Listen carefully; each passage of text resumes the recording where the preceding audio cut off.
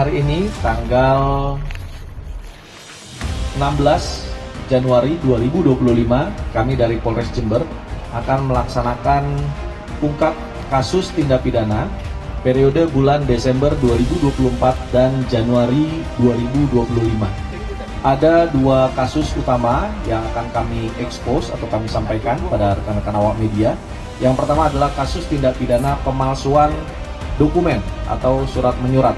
Yang kedua, kasus pengungkapan curanmor atau pencurian kendaraan bermotor.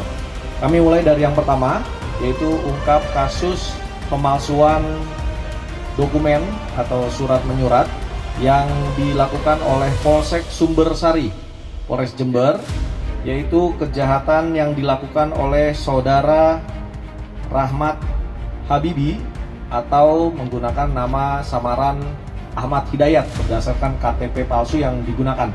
Dan yang bersangkutan dalam melakukan kejahatannya dibantu atau ada turut serta dari istrinya atas nama Indah Suryaningsih dan menggunakan KTP palsu atas nama Suryani.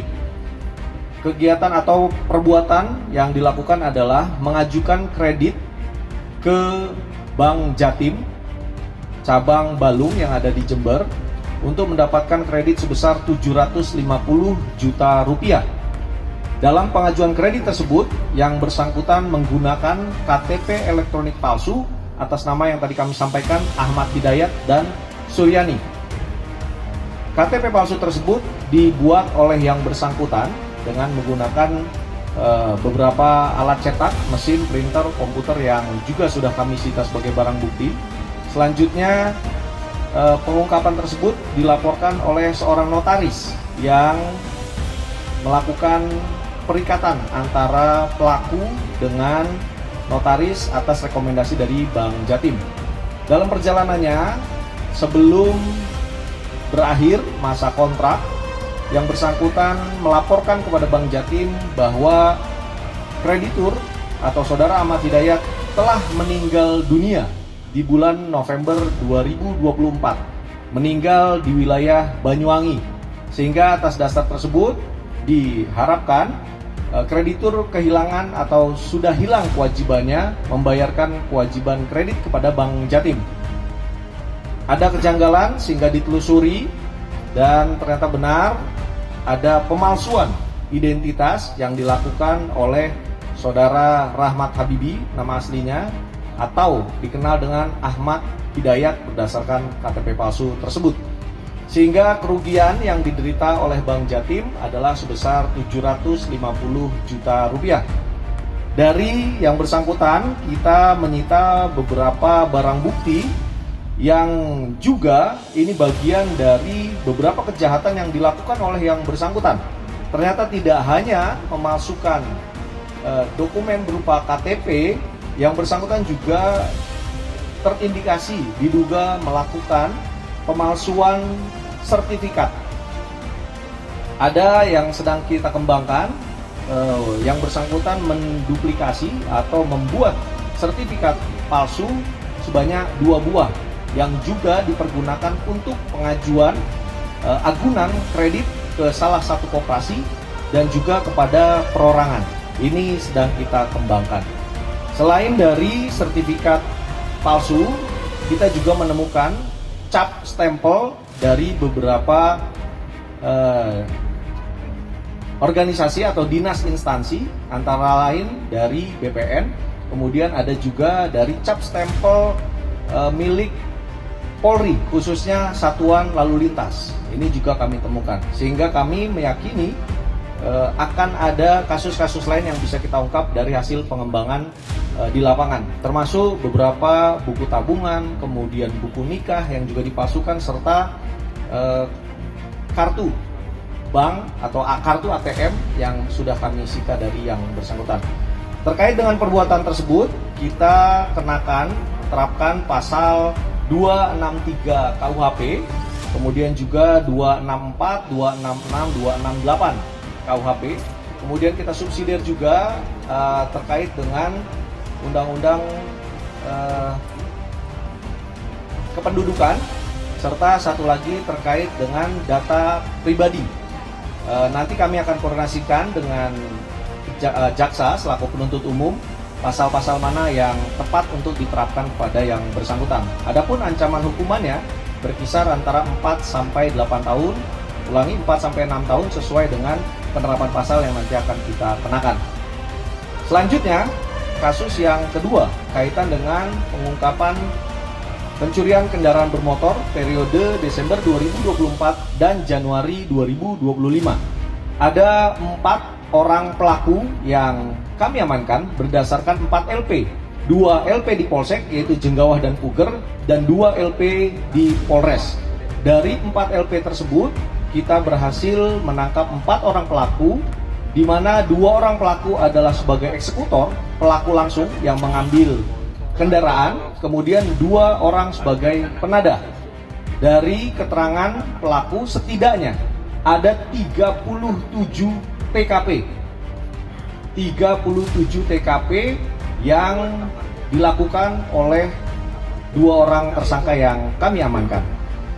Adapun nama-nama tersangka antara lain, yang pertama pelaku utama atau eksekutornya adalah Samsul Arifin, yang kedua adalah Muhammad Gilang Eka Pratama, dan 2 orang penadah, yang pertama adalah Edi Wahyudi dan yang kedua adalah Ardi alias Kentus. Dari para penadah kami berhasil mengamankan sekurangnya 15 unit kendaraan bermotor.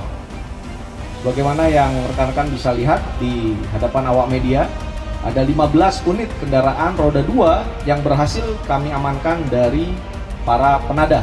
Adapun yang menjadi modusnya adalah dengan merusak kunci dan menggunakan letter T untuk bisa mengambil kendaraan sepeda motor tersebut. Yang menjadi sasarannya ini random atau acak, antara lain para petani yang sedang berladang di sawah.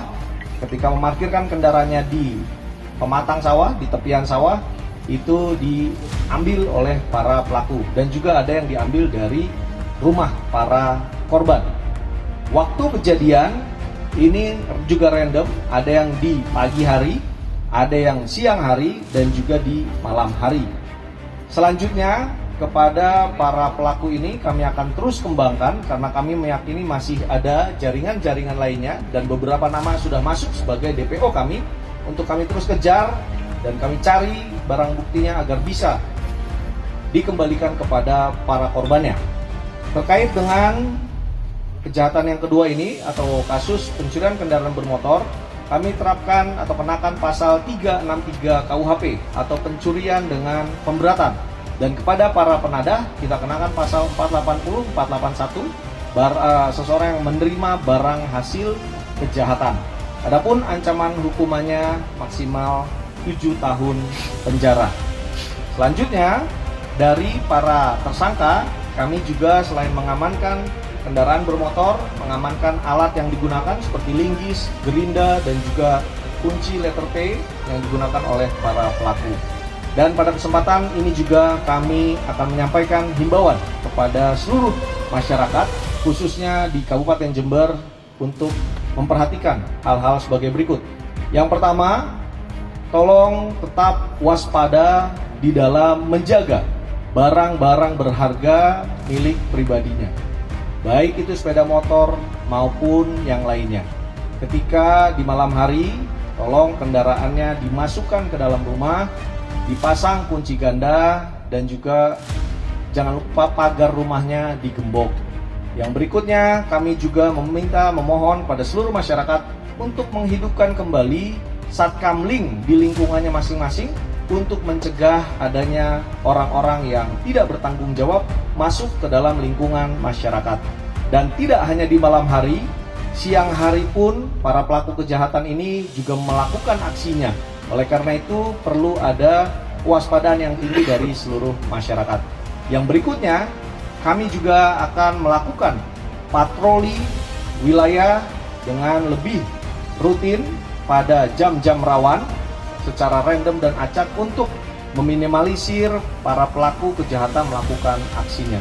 Dan kami juga akan menghidupkan kembali Kering Serse yang sudah ada di wilayah untuk juga bisa dengan segera merespon setiap aduan ya ataupun laporan dari masyarakat kaitan dengan kejadian tindak pidana.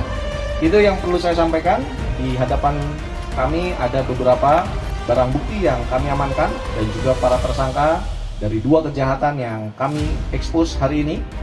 Apabila ada pertanyaan-pertanyaan yang sifatnya teknis, nanti akan dijawab oleh Pak Kasat Reskrim maupun dari pihak Polsek Sumbersari yang mengungkap atau menangani langsung kasus pemalsuan dokumen dan surat menyurat.